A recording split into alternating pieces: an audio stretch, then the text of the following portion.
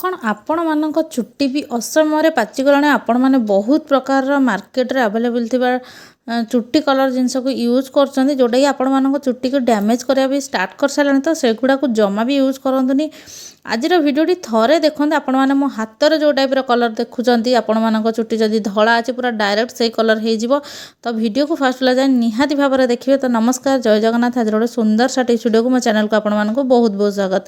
तो आशा करुँची आपण मैंने समस्ते बहुत ही भल रहा खुशी थे।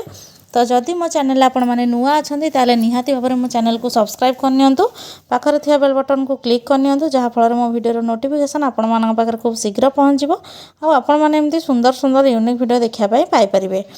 भिडियोटी कौटू वाच कर प्रतिदिन भली भी मत आज जन दिंतु लिखिकिना जहाँफल मुझे जानीपरि जे मो भिडियोटा पर्टिकुलर दुनियार को कोण अनुकोण में पहुँची पार्ची।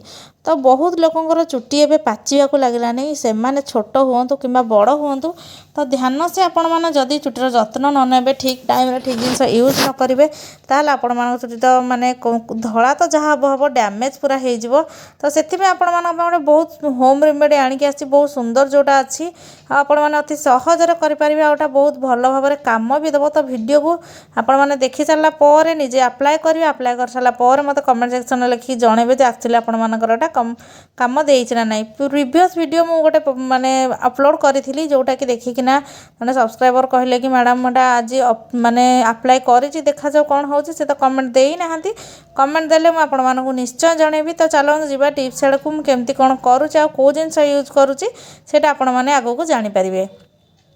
तो देखो ये गोटे लुहार तावा मुझे तो आपण मैंने भावुए लुहार कड़ई तावा आम कहीं यूज करा तो आपने देखुए जो आम मेहेंदी भी चुट्टी कलर करता से आम लुहा जिन यूज करूँ कहीं लुहार गोटे निजस्व कलर थाए जोटा कि आम चुट्टी भी आयरन दरकार होता है तो सेटा भी आम चुट्टी को मिल जाए। तो चलतु मुझे आयरन कौन तावा कौन भी नौचे कहीदेली एवं मुझे सोरिष नहीं जोटा कि आम कला सोरिष जदि आपण पाखे छोट छोट देसी सोरिष कला अच्छी ताहले आपण मैंने सेटा को नेले आहरी भल काम देव। आपण मैंने तो जानी जे आमर सोरिष तेलटा चुट्टी केते लाभदायक आ सोरिषटा भी बहुत लाभदायक।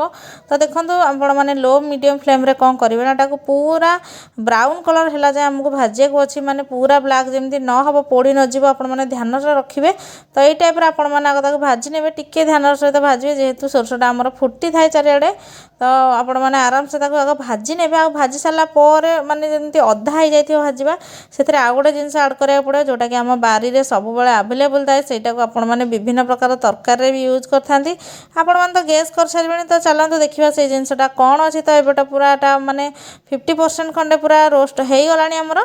तो देखो मुझे भेरसुंगा पत्र नहीं तथापि 40 खंडे भेरसुंगा पत्र 2-3 चामच खंडे आम सोरिष 40 खंडे भेरसुंगा पत्र कि 50 खंडे भेरसुंगा पत्र आपण मैंने नहीं जाए आटा भलसे धोईकी पूरा माने सुखा कर नहीं जमी पानी ए किसी न रही तो दीटा को आपण मैंने भाजी ने आ पोड़ेनि भलसे एठी आमर भेरसुंगा पत्रटा माने पूरा पोड़बनी माने जमती टिके हल्का ब्राउन कलर रहिबो से हल्का ब्राउन कलर रहिले भी एटा आम चुट्टी की कलर करने साहाय्य करे। भृषंग पत्र आम चुट्टी गोटे बहुत बेनिफिट जिनस जोटा कि बहुत आग काल चली आसी एबे नुहे।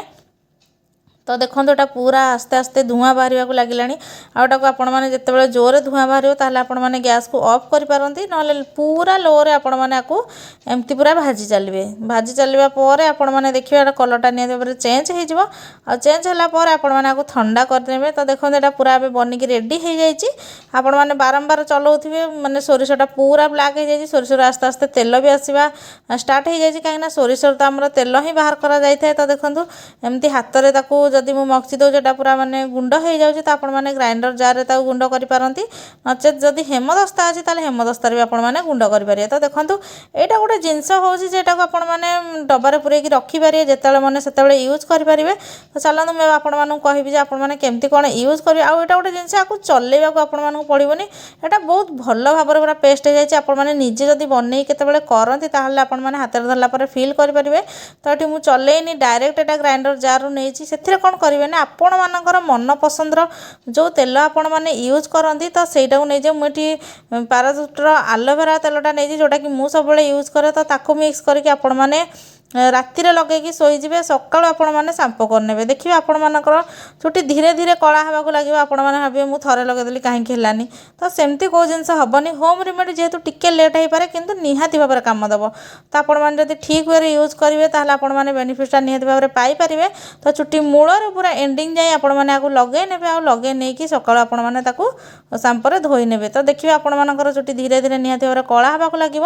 ତ ଆଶା କରୁଛି ଏଇ ଟିପ୍ସଟା ଆପଣମାନଙ୍କୁ ବହୁତ ଭଲ ବେନିଫିଟ୍ ଦେଇଥିବ। ତ ମୁଁ ଏଟା ଚୁଟିରେ ଲଗେଇକି ଦେଖାଉନି କାହିଁକିନା ବହୁତ ପ୍ରକାର ଭିଡ଼ିଓରେ ମୁଁ ଆପଣମାନଙ୍କୁ ଲଗେଇକି ଦେଖାଇ ଦେଇଛି ଆମେ କେମିତି କ'ଣ ଜିନିଷଟାକୁ ୟୁଜ୍ କରିବା ବୋଲି। ତ ଦେଖନ୍ତୁ କେତେ ସୁନ୍ଦର ଭାବରେ ଆଉ କେତେ ସ୍ମୁଥ୍ ଟେକ୍ସଚର୍ ତାର ଆସିଛି। ଆପଣମାନେ ଧରିଲା ପରେ ଫିଲ୍ କରିପାରିବେ। ଭିଡ଼ିଓ ଭଲ ଲାଗିଲେ ଲାଇକ୍ କମେଣ୍ଟ ସେୟାର କରିବା ପାଇଁ ଜମା ଭୁଲିବେନି। ଭିଡ଼ିଓ ଦେଖିଥିବାରୁ ଆପଣମାନଙ୍କୁ ବହୁତ ବହୁତ ଧନ୍ୟବାଦ।